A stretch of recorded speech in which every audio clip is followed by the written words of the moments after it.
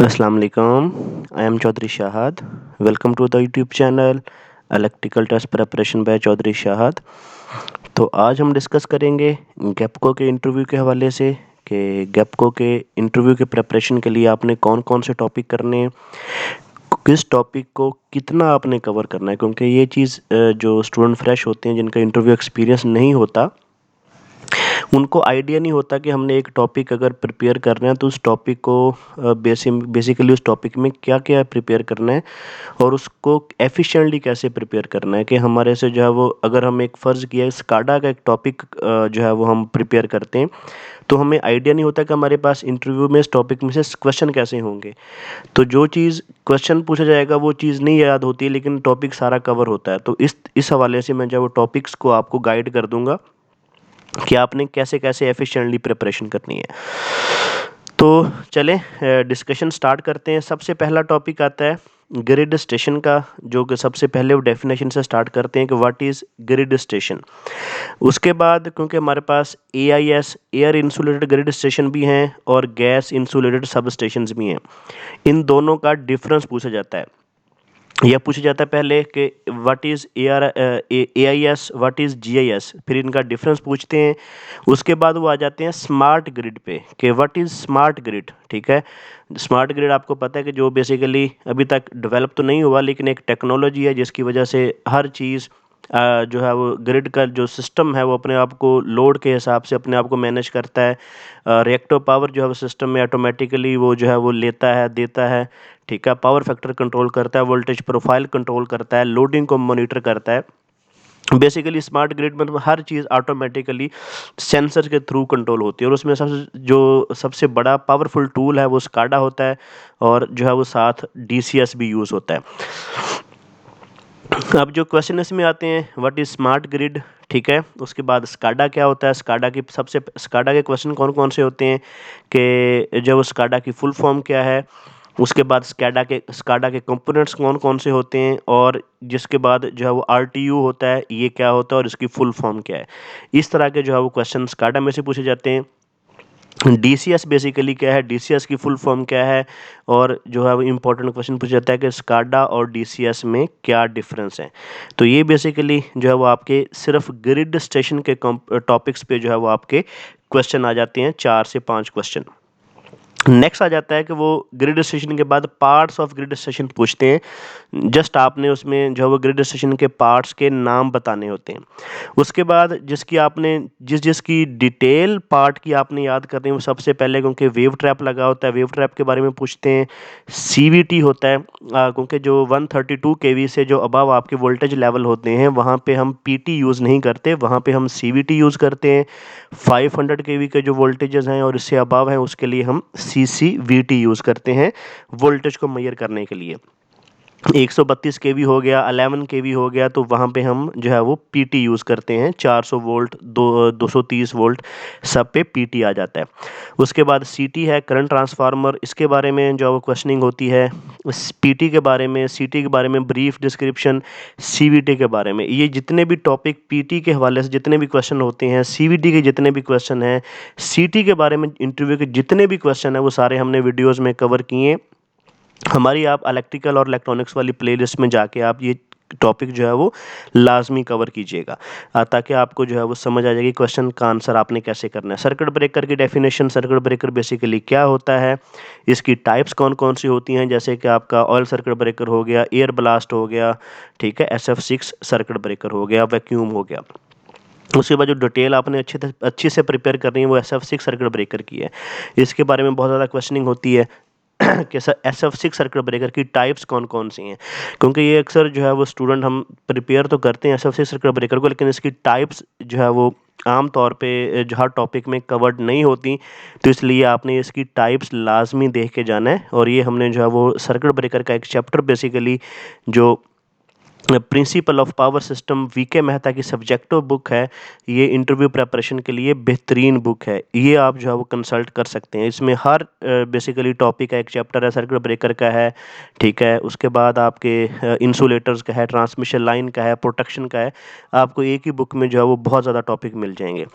तो उससे हमने जो है बेसिकली सर्किट ब्रेकर के लेक्चर अपने यूट्यूब चैनल पे जो है वो प्लेलिस्ट इलेक्ट्रिकल इलेक्ट्रॉनिक्स वाली प्लेलिस्ट में दिए हैं। उसमें जो चीज़ें मिसिंग हैं वो हमने ऐड करके उसको जो है वो परफेक्ट बनाने की कोशिश की है।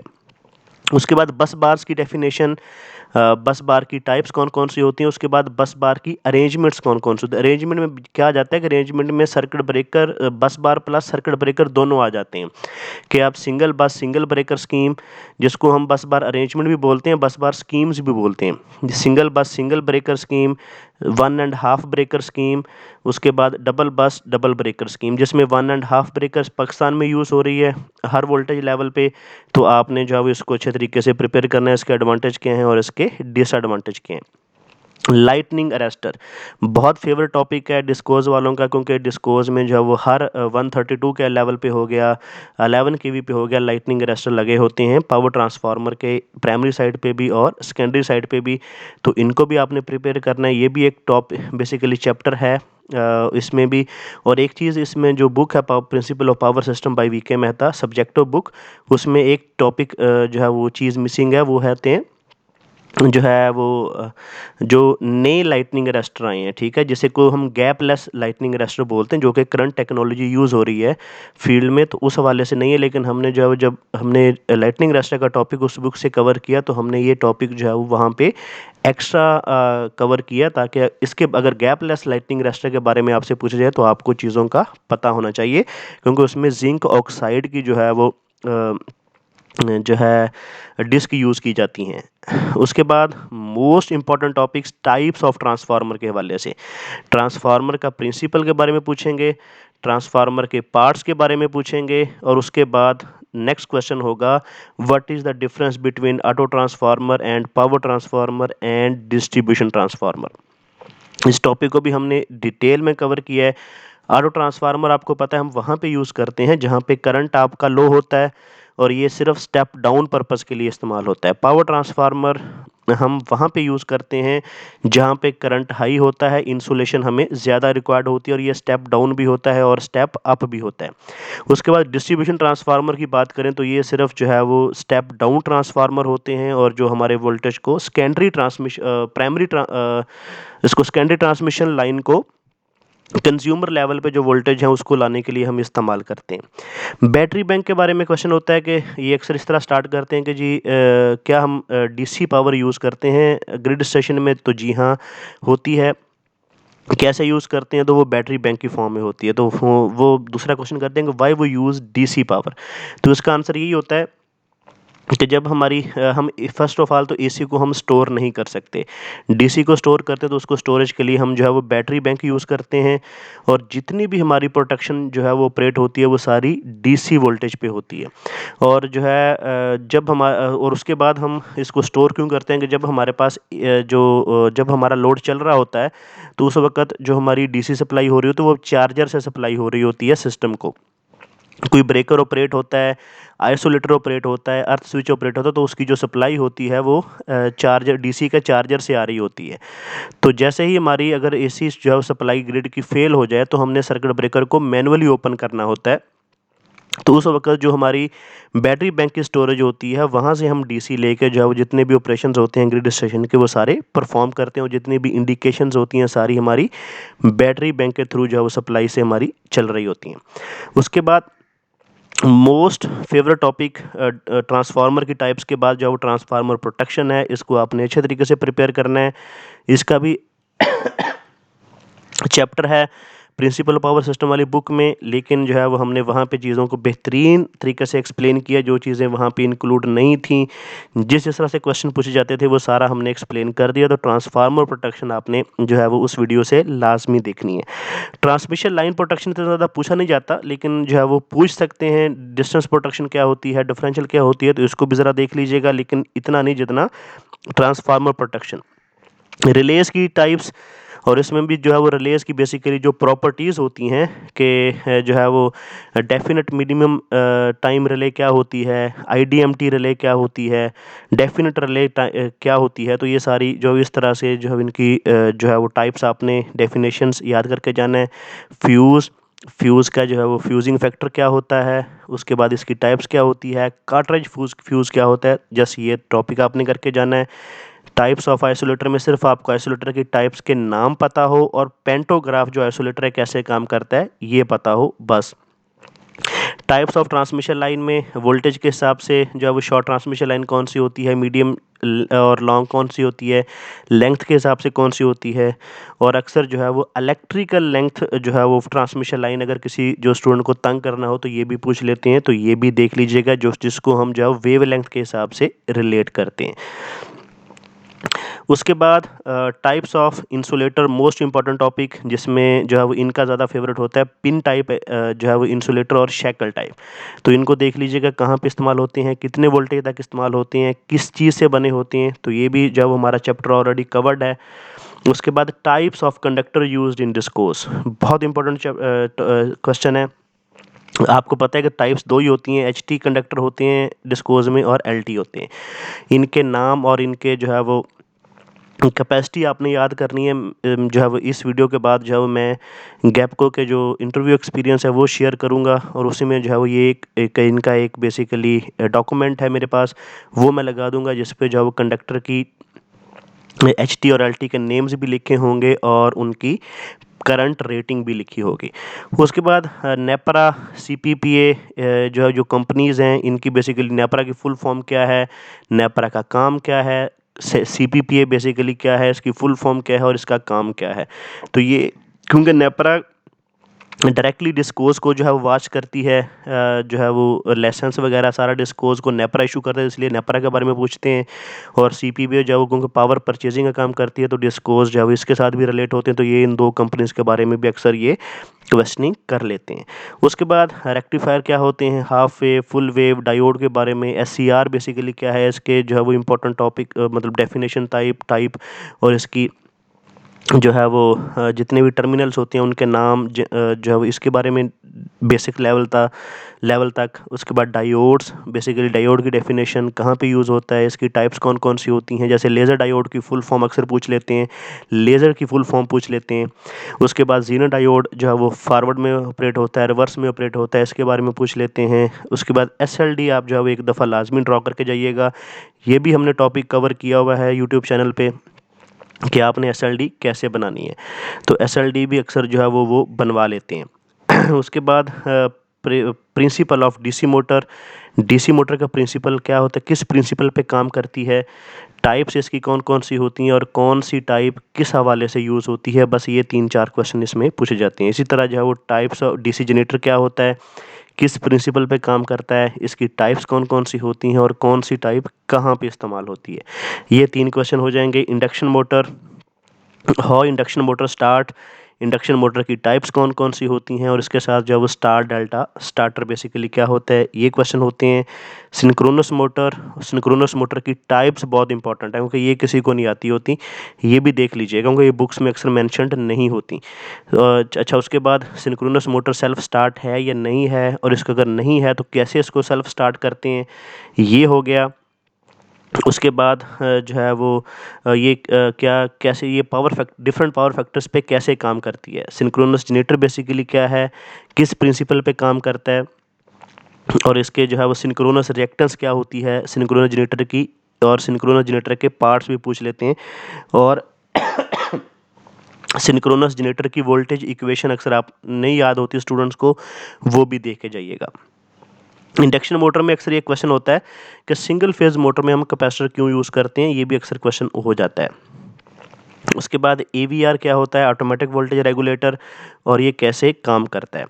ये जो मोस्ट इंपॉर्टेंट इफेक्ट हैं ये 3, कोरोना इफेक्ट, स्किन इफेक्ट और फेरेंटी इफेक्ट। कोरोना इफेक्ट क्या है, मिनिमाइज कैसे करते हैं, किन फैक्टर्स पे डिपेंड करता है। इसी तरह स्किन इफेक्ट क्या है, किन फैक्टर्स पे डिपेंड करता है, इसको मिनिमाइज़ कैसे करते हैं, फ्रंट इफेक्ट बेसिकली क्या है और प्रॉक्सिमिटी इफेक्ट बेसिकली क्या है, और फ्रंट इफेक्ट को हम जो है वो माइटिगेट कैसे करते हैं, ये क्वेश्चन जो है वो आपसे पूछे जाएंगे इन टॉपिक से। तो ये भी इनकी जो है वो डिटेल वीडियो हमने बनाई हुई है। Losses of feeder most important topic, और उनको कैसे कम कर सकते हैं ये जो है वो आपने लास्ट में प्रिपेयर करके जाना है। फीडर प्रोटेक्शन, क्योंकि आमतौर पे जो फीडर में है ओवर करंट प्रोटेक्शन लगाई जाती है। पैरेलल ऑपरेशन ऑफ ट्रांसफार्मर की कौन कौन सी कंडीशंस होती हैं, और उसमें जो है वो most important vector group basically जो है वो क्या होता है, और उसको अगर आपके सामने कोई वेक्टर ग्रुप लिखा हो तो उसको बेसिकली हम कैसे जो है वो मतलब पता चलता है कि ये किस चीज़ का क्या मतलब, जैसे DYN11 लिखा हो तो इसका क्या मतलब है, DYN1 लिखा हो तो इसका क्या मतलब है, तो इस तरह भी आपको पढ़ना आना चाहिए। पैरेलल ऑपरेशन ऑफ जनरेटर की कौन कौन सी कंडीशन होती हैं, पावर फैक्टर बेसिकली क्या है और इसकी हम करेक्शन कैसे करते हैं।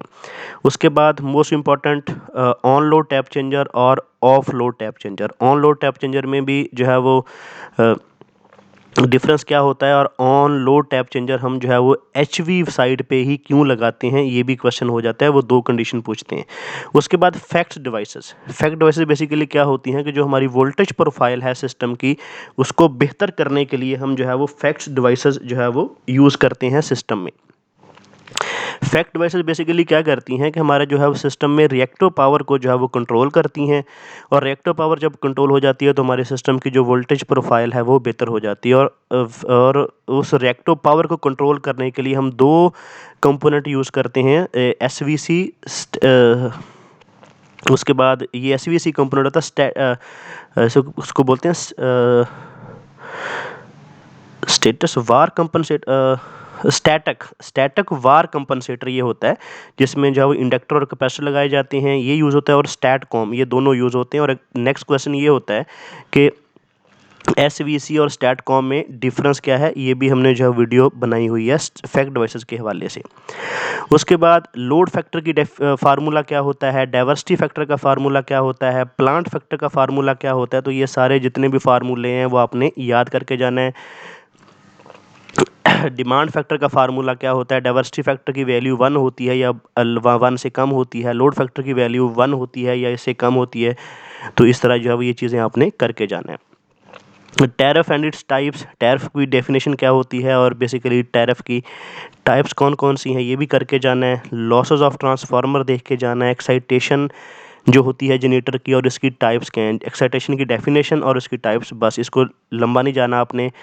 वेक्टर ग्रुप को हम डिस्कस कर चुके हैं, ये भी आपने देख के जाना है। कहाँ पे इस्तेमाल होते हैं, ये बेसिकली जब हम ट्रांसफार्मर को पैरेलल में लगाते हैं दो ट्रांसफार्मर को, तो वहाँ पे हम जो है वेक्टर ग्रुप भी देखते हैं ट्रांसफार्मर्स के, और इसको जो है वो रीड कैसे करते हैं ये भी आपने देख के जाना है। उसके बाद फॉर्म फैक्टर की डेफिनेशन क्या होती है, रिपल फैक्टर की क्या होती है, पीक फैक्टर की क्या फार्मूला होता है, ये सारी जो है वो आपने फार्मूलाज देख के जाना है। उसके बाद most important topic hysteresis loss क्या होता है, इसका फार्मूला क्या होता है, एडी करंट लॉस क्या होता है, इसका फार्मूला क्या होता है, किस किस चीज़ पे डिपेंड करता है और इसको हम मिनिमाइज़ कैसे करते हैं। उसके बाद BH कर्व क्या होती है, BH कर्व का फार्मूला क्या होता है और इसको कैसे ड्रॉ करते हैं, ये भी पूछा जाता है। उसके बाद एक्टिव पावर की डेफिनेशन, रिएक्टिव पावर की डेफिनेशन, अपेरेंट पावर की डेफिनेशन, और रिएक्टिव पावर हम कहाँ पे यूज़ करते हैं, ये जो है वो क्वेश्चन पूछा जाता है।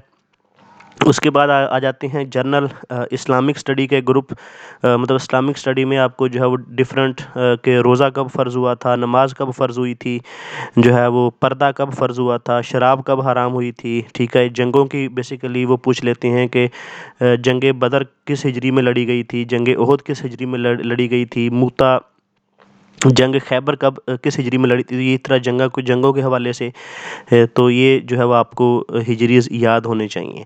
उसके बाद अगर हम पाक स्टडी की बात करें तो पाकिस्तान की हिस्ट्री के बारे में जो है वो क्वेश्चनिंग होती है कि पहला सदर कौन था, पहला वज़ीर आज़म कौन था, पहला गवर्नर जनरल कौन था, ठीक है। तो इस तरह के क्वेश्चन, पहला मार्शल लॉ कब लगा था, सही है। तो इस तरह के जो है वो क्वेश्चंस आपको पाकिस्तान स्टडी के हवाले से पूछे जाते हैं।